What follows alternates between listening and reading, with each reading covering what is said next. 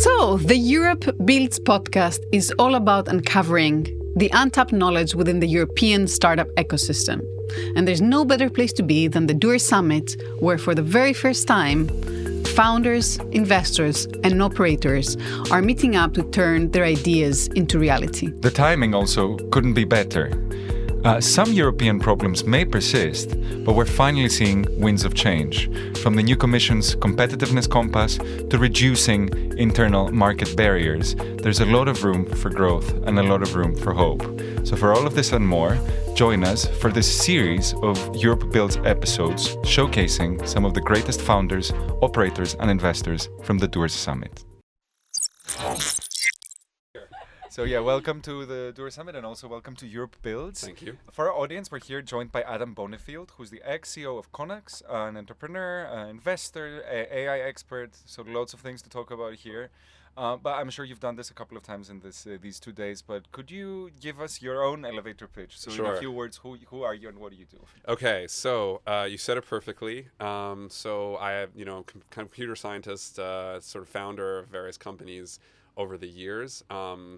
I left my entrepreneurial life to join the Obama administration. So I worked at the White House and set up their data portfolio, basically, before we had a CTO of the United States.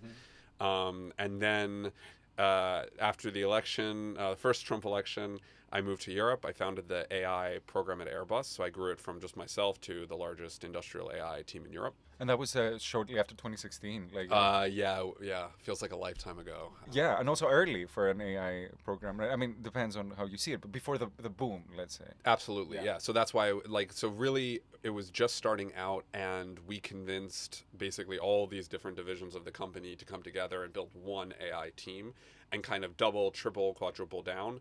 It helped that we started making a lot of money very quickly for building out these mostly internal projects, but also some external projects. One of them was a big one in partnership with Palantir, where we built a kind of big technology platform for the aviation industry. And then once something starts to make some money, in a big corporation, you can just scale. So we trained over 1,000 people in the company in data analytics and AI, and then started building teams everywhere, globally distributed the teams. And so it's why, today, Airbus's AI program is so big, and the head of digital was just actually in the AI summit over in Paris talking about it. So it was a real success story of investing early, as you say, in AI, and then growing it, with its success. Anyway, and then as you said, for the past several years, I was CEO of KONUX, which is also in the mobility space, the goal of which was to take kind of AI and IoT tooling and sort of retrofit European rail infrastructure with all this advanced technology. And we deployed this all across Germany and the UK and now Spain and other countries. I have a question about, because I worked for a lot of scale-ups in the past, and I guess at the point where they had just raised money, Series C, around 65 million, if I'm not mistaken, they brought you in as a CEO. Right. How was that? How was that experience like? What did you do on your very first 90 days there? Yeah. I mean, it was an interesting time for the company because a lot of the hard work was done. So it kind of makes you look good because most deep tech companies struggle so much with R&D. They start with a thesis that if we had this cool piece of tech, it would change the world. But then you actually have to build it, and not just build it, but certify it, test it, get somebody to believe in it, complete a proof of concept with it. So for our company, that meant starting with just one device that we can convince one government or government regulated entity that it's okay to put it in a real field environment where real trains are passing over it, just to collect the data to be like, is this data even useful? So it's a lot of really, really hard work over years to build something, and then also go through this entire trial and evaluation phase just to get to the point where smart tech people can come in and do anything with that data, right? So, right. So by the time I came in, a lot of that hard work was already done, which basically sets you up to then say, okay, so now let's deploy this. Let's really get this out there. Let's convince, the countries where we're in to double down and really scale up with it, and then convince like other countries that are looking to, for example, Germany, and saying, you guys have the largest infrastructure bet and you're the kind of most respected in the industry. What you're doing is also what we want to do. And so that's, and then of course, what can you build next with all this data that you're collecting? So it's this is, I think, part of the typical story of a Series C company, like as you said, like kind of getting into that growth phase. It's still, you're in this process of a constant invention, but then you're also thinking like, okay, then what's next? What's like the next thing that we can do? And if someone was on your position, like an operator, like what are kind of the top 3 things you would tell them? Like, be careful of this, or just do that. Well, in a similar staged company, you mean? Taking over as a CEO. Oh, well, taking over, of course, is its own joy. You know, and I would say read the book First 90 Days, if you're familiar with this book. And one of the key insights of the book is just how important it is to really earn the trust of a team that's probably going to be like, have big questions and excitement, you know, around change, right? And to prove really quickly that the kind of change that you're producing is really, really good and exciting, and that it honors, you know, the spirit of everything that's been built before.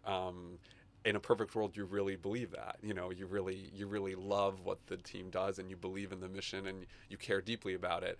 If that's true, usually it's obvious, right, when you come in, but it's not so obvious to everyone unless you really show it, right, and you really care, you know, and listen. And you know, if we contrast that to like what's happening in the United States right now with like you know, it's all over the news, and we've been talking about it all day with Elon Musk and people coming through government and really coming with the complete opposite attitude of sort of like, we assume what you do is bad, we're going to fix you and make you better, blah, blah, blah.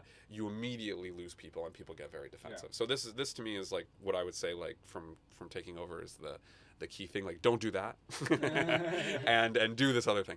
But in terms of the stage of the company, you know, so many growth stage companies are in exactly the same space where the things that got them to that point are completely different than the things that get them to the next place, and often completely different functions. Even right? the team, even the team members. The team members often you'll see crazy turnover, right? Because the types of people that you need to really stick with something, to get it to the point where it can hit an inflection point, are completely different from the people who will then be building and then maintaining the systems that will allow you to grow at scale. And I've seen that through so many different roles. Like, the first 10 people that are on your team are completely different than that cohort of, let's say, like 40 to 70 people, which is like when you're in a really great early stage company, and then you have all these less organized builders, not maintainers, incredibly happy with chaos, interested in solving problems strategically, but not necessarily like in operationally solving problems. And then you move into this next stage where you're into this execution mode, and then the hard part is like still being visionary and inventive when you have all these new people who are really thinking just in terms of the structures and systems that they're entering into, right? And less comfortable often with reinventing those systems. So you have a very interesting background. For me, I went to public policy school for my master's, right? And then you passed through the policy sector and working for the administration and whatnot. And you already mentioned the signs of the times now, where we have this sort of government efficiency approach. Let's cut spending and whatnot. I'm very curious about the reverse. Like, are there cases where governing the public sector, or things that you see in government, can actually be taken as insights and be applied to the private sector, or to how you run a company? Did you run into anything like that in your time? Oh, for sure. Let's flag these, because it kind of makes the conversation more nuanced. I think we're not talking about these examples. Yeah, it's a very good question, right? And it was funny, you know, because one of the first times I came professionally to Europe, I was like 23 years old or something like that. Which is, for me, you know, I'm old now. But it was kind of, I remember being in front of a bunch of older people, and they were saying like, you know, teach me how to hack bureaucracy, because you're a genius kid, you know, Wunderkid, like startup guy. And I was just kind of like, I have almost no work experience. Like, I have no idea about any of this. And what that, I mean, there's so much wisdom and brilliance in some of these large bureaucracies that absolutely should be retroactively applied to, like, 20-something entrepreneurs who know very little about the world, trying to start a company. And for sure, I saw evidence of that. Like my role in the Obama administration was one where we were brought in this kind of way, where we wanted to take some of these outdated IT systems and reinvent them in the mode of a Silicon Valley startup. This was very effective, and the work that I'm most proud of in my career is often doing very simple technology projects. For example, unifying APIs that then fed into a cancer trial database that let more people access cancer trials, which saves tens of thousands of people's lives, because if you don't get access to advanced or experimental treatment in the United States, you just might never get treatment, and then you might die. Or very simple platforms like vote.gov, which registered tens of millions of people to vote. There was just previously no national voter registration platform, so people just never registered to vote because it wasn't easy. So you were behind that? Yes, this was like our project. Yeah, it made the news recently because Taylor Swift used it. When she was getting people. And all the analytics on it, people were talking about the analytics from it and saying, well, Taylor Swift, registered this many people to vote. And I had this moment of pride because I was really into building very strong analytics so we can attribute people who are referring people to our site and be like, this is a beautiful thing that only somebody outside of government would think, like, actually, to make this viral, we need to give attribution to the people who do it. So, but you asked the other way around. Like, the other way around, so that was like an example of like Silicon Valley influencing government. In government, there is a lot of brilliance in how to kind of build systems that scale and scale well.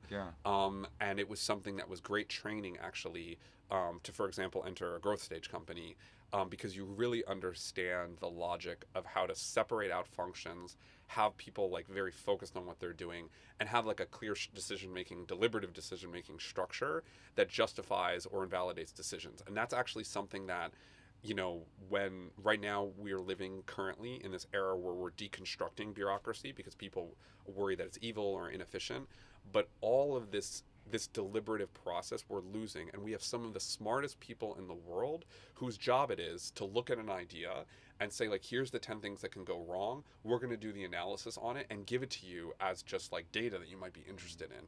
And that whole ecosystem has produced, the greatest, most powerful country in history, so we should throw it out at our peril.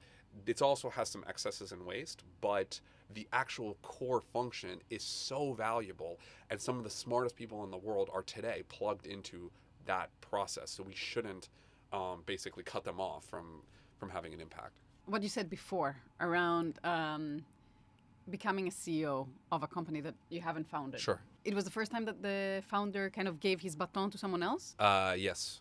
He had to leave for health reasons. And then basically there was a new search for a new CEO. Yeah. So how easy it was to actually transition from someone that has really founded the company and then, like, how do you feel their shoes? I find it always very kind of challenging. Yeah, I think that the thing that made it easy, and maybe this is not typical, is that I knew the company already, So I was already a big fan of the company. My team was also partly based in Munich, so kind of there was a lot of overlap between. And just I was familiar with the company, and there aren't so many companies, there aren't that many startups in Germany working in deep tech and stuff like this and AI. So that helped. It was also a case where it was a good reason, there wasn't any kind of weird bad reason for it. So that made it a lot easier. I honestly didn't worry about that piece of it. I really worried more about the team, because during any transitions, when you're going between different stages, exactly as you said, the team is always having questions and soul searching happens, and then there is change. There's inevitably change at every stage of a company, and being able to do this in a way where people feel like very, very positively, and you're building on the culture and not subtracting from the culture. This to me was like this would be what I would think of as failure if we couldn't do that. And if you could go back to either a big corporate like Airbus or a startup as the next step, which one would you go back to? And why? Yeah. And definitely why. I think today is the most exciting time to build a new company in AI that's ever been, that there's ever been. It's also the most competitive, and so in some ways it's the hardest. there's more access to financing than ever before. So like if you have a relevant profile and a great idea, you can access millions of euros. That was never the case, in my career growing up. Like having access to any capital was like, I mean, even in the United States, in Washington, D.C., there was no tech community when I founded my first company. My friends just thought I was unemployed, I was like working on a company and they're like, yeah, good luck with that, I gotta get a real job, right? Now it's possible. So it's never been better and easier than ever before, but it's also more competitive, and the technology space is moving so quickly that it's not clear how to be useful in building something that lasts for a long time. So people are in different stages of their career. I think like when you're younger in your first company, you just want to do something and you want to learn and you want to grow with it, and you're almost like getting this PhD in training. I think for me it's different.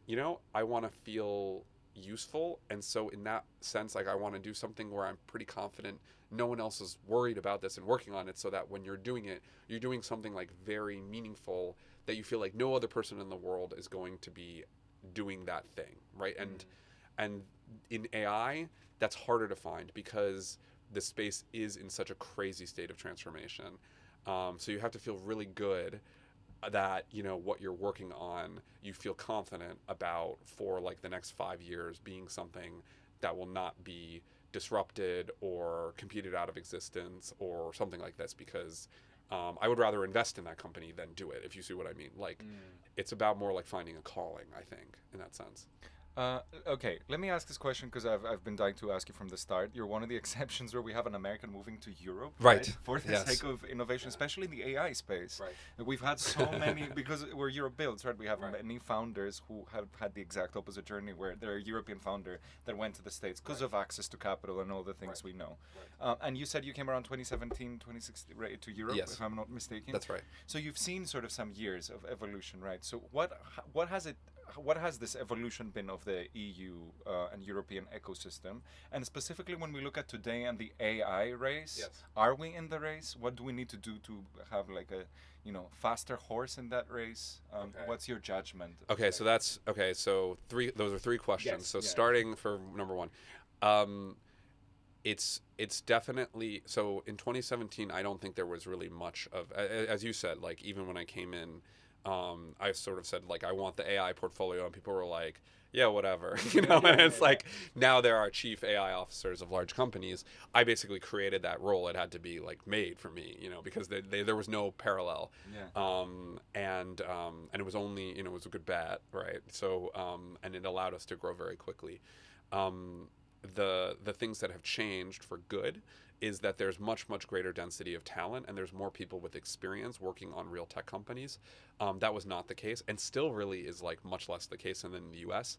And for example, it makes hiring very hard, and just even like as a solo founder or somebody growing a new company makes that really hard, because you just don't have access to that much talent. Whereas like if you are in the US, like at this point, not necessarily 20 years ago, but today, like there are tons of people who have learned how to be excellent team members in a tech company over a long period of time. There isn't that culture today yet, even still, I would say.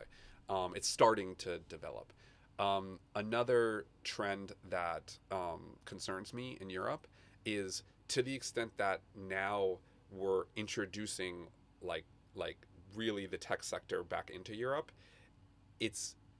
we need to make sure it's being done in a way that doesn't stifle innovation. I worry when like large companies, for example, like OpenAI and Meta, are now coming into Europe. They're hiring away top talent, paying them 400,000, 500,000 euros a year, sometimes even more. Like, we have some leadership roles where they're recruiting them for, functionally including stock, like close to €1 million a year, like crazy salaries to be mid-level engineering managers. Then startups have to decide, European startups have to decide, do I match these salaries, or what kind of value proposition can I present these people to like encourage them to stay with me, or am I just stuck with the people that these people don't want to hire? This never was the case in the United States, because the two communities grew in parallel. Here you have kind of like American companies coming in and really disrupting the talent. Because it's at a different timing, as you say. Because of the timing. And this is something that really concerns me. I think Europe is kind of, at the moment, has a good positive attitude that all this interest in tech will kind of lift all boats. And this is maybe true to some extent, but not in some ways, right? Like not relating to salaries and talent. And like this even just in the United States, where it wasn't so much of a problem, this really changed the tech ecosystem. Once large salaries started being paid to low-level or mid-level engineers, this made it really, really hard, actually, to start a new company and required a lot more money. So with my old AI and analytics company, you could run an early-stage company with €1 million in funding. Now you see, or if you walk around Doers Summit, people are raising 5 to 10 million euros because that's what you need even to build an early stage company. That's a big problem. Like there's way more money, so it's like less of a problem in that sense. But it changes what the company is all about. Like you're capitalized from the beginning, addicted to VC cash from the beginning, and in a weird conveyor belt where you're constantly pitching yourself. That's not necessarily the healthiest way to build a company. If, let's say, tomorrow you start working for the European Commission, what would be the first things that you would actually do I wanted to ask about to that change the European story? Europe needs to take industrial policy way more seriously and move much faster. China led industrial policy and, as we know, created basically, like, ended up dominating, for example, the manufacturing and production simply because it just decided it was going to invest tremendous amounts of resources and make financing simple and stuff like this, and then built like a community of expertise around it. The U.S. woke up to that, and now is, and for the last 8 years, 10 years, ever since the CHIPS Act, which is a big piece of legislation, has now been putting equivalent amounts of money as China into industrial policy related to technology. And it's a very smart idea. Europe has been talking about it and kind of announcing stuff like it, but I haven't really seen any of it materialize. And part of the problem is the European Commission is just not built to move this way. This will be a massive disadvantage if you have other regions of the world who, by the way, Europe is already at a disadvantage. And then you have other regions of the world all investing tremendous sums of money. Like and in fast ways, making fast decisions, I guess. And willing to experiment and break things. I think there is a role for European leadership around AI safety and regulation and governance. It's something that I really respect, actually, building companies in Europe, that they're willing to go for it and make mistakes. Weirdly, Europe moves fast in making regulation, like even if it doesn't make any sense. But I respect that. Do you think there's a long game in that too? Like eventually you're like, you're building this tech, which is where you're betting on the fact that the rest of the world will see the value in this, like, ethical or regulated tech. You have to. What I would like to see is like a winner, right? So, for example, GDPR, right, which they did very quickly. Like, has it improved privacy or the ethics of how we treat data in Europe versus the U.S.? I haven't seen that much evidence that it really functionally, by like forcing me to click on people's faces, or click on okay, so that I'm not cookied. There are really good applications of GDPR. Like when we installed cameras in our factory, we obscured everyone's faces. So on camera, we actually made it so that people's faces were invisible to our cameras, right? This is a form of technology that we built to enhance privacy so that we can film inside of our factory environments. So that was interesting. It's a cool piece of technology. Is it improving the world in that great a way versus the massive cost of saying, like, you can't do anything that, like, touches another human being's identity? Like, no, in my opinion. So you want to see some examples of that where the leadership and innovation in regulation is producing some kind of value to people's lives, right? And I hope that will happen with AI, because the other countries are not being responsible at all, right? So I hope that we start to see Europe as a leader. Any thoughts on LeChat and Mistral's, like? No, I haven't played with it at all. Okay. It wasn't as bad as I thought it would be, I have to say. I'll just put it that way. Don't say that to the French. No. Yeah, I know. C'était excellent. French, like, Yeah, I've worked a lot on, as you can imagine, at Airbus, building out language models in France. And what's very interesting is that, like, if you one of the cool things about being in Europe is this multilingual environment. So, for example, we built the air traffic control models to make sense of air traffic control conversations, which are in many different conversations. The pilots, and often like mixed like Spanglish, Franglais type conversations. Yeah. And so there's unique background in like making sense of this kind of language learning and comprehension that creates interesting specializations and stuff. But yeah, it's hard to keep up with. Again, if you just spend more money and have incredible scale, like, it's just hard to keep up. Close it, we always ask some sort of more abstract question in the end. So what I'm curious to hear from you is, has there been sort of a failure or a setback that really turned out to be a blessing in disguise? The reason I'm asking is, as you have understood, Europe doesn't love failure as much as, doesn't embrace it as much as we could. Yes. So what sort of, is there an experience that you've had with failure that can sort of help us change the narrative that you can fail forward, or like failure can be good? You know what, it's so funny, that if I think about like like if I'm giving advice to somebody starting a company, being in Silicon Valley where everyone is like all working on company formation and in this early stage like pressure cooker, especially with like massive incubators and stuff like this, like YC, it's crazy how much failure there is, such that it's just kind of accepted. And I remember giving a presentation going over some of the stuff I was working on, and a student was like, well, it just seems like all this stuff, what's the secret to just making everything work? And I had to clarify, like, oh, no. Like, this is like 2 of 10 ideas that I had. 8 of them failed, and I never put them on my CV. It's like, and they're not on the slide. Right. And that's why, they don't end up on this slide. And like, that was weirdly like a revelation for people. Like, oh, I can just fail at something and then just do something else, and I don't have to make my life story about that failure. I can, you sort of move fast through it.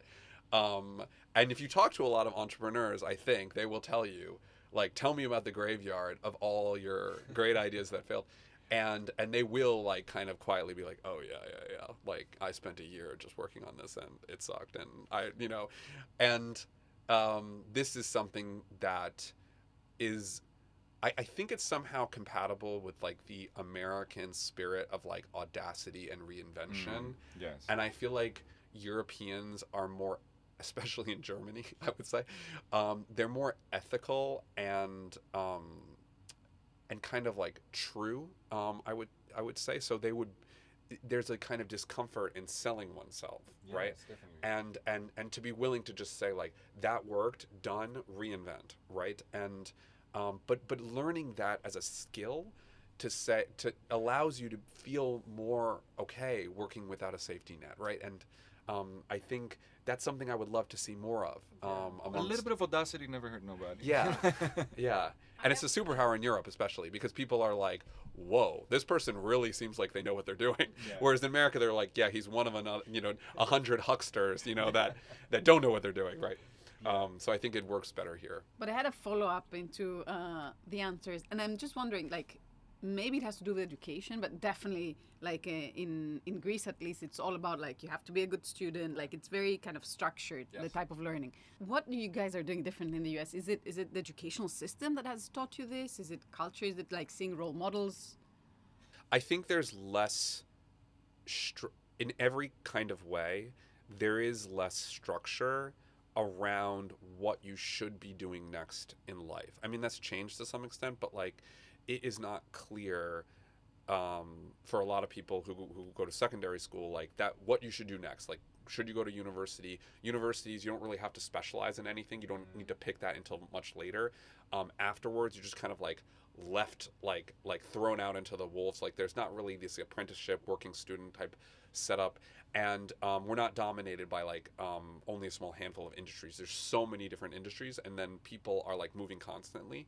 Also, the job market is much more competitive and also brutal, because you could fire somebody in many states with 1 day's notice and just say, I don't like the color of your shirt, you're fired, and just be like, okay, great, and then, but somehow there's a magic to that because you can also find a job very easily as well because it's such a dynamic labor market. So in this more intensely competitive situation where there is a density of talent, but then also there's so much less structure, it's all the ingredients to be a little bit more experimentation and because failure is happening to everybody. And you know, it's so funny. Like my friends graduated from the top universities, and a lot of them couldn't find jobs, you know, after they graduated. It was like, you know, and that was just kind of like, all right, cool, sleep on my couch, and, you know, we'll figure it out. So I think it's different, you know, if you're used to there being the right way to go through life. And weirdly, by having a bunch of the like really great social systems that really protect you, it makes you more conservative because you don't know what it's like to be like, oh, I don't have enough money to pay my rent. So for me, I couldn't afford my university. I taught myself originally web development because I needed to pay for my university. And every month I needed to figure out how to come up with tens of thousands of dollars to stay in school, right? And that was like, I'm not recommending it, but it's pretty, you know, a good training ground to then learn how to then start a company because it's like kind of the same modus operandi. This is not something you find as much. One interesting thing about France that I love is that you could spend chômage, your unemployment benefits, on starting a new company. So that's kind of like the best of both worlds, where it's like, we'll give you your social safety net, but if you want to gamble a little bit, go for it. Go for it. Yeah. So that I like. I want Europe to be more this way. No, a lot of what you said sort of resonated with me and the time I spent in the US. I mean, I remember being a freshman, it was September and people were already stressing out and finding summer internships. We're like 18 years old, right? And yeah, sort of that always having your sort of mindset and your mentality in the market as well, and what's happening outside of the school or like university walls, I think is an important thing that we also kind of need to import in Europe as well. So Adam Bonnifield, thank you so much. Excellent conversation, a lot of insights, right at the heart of EUROPEBUILDS and what we would like to explore. So thank you so much. My pleasure.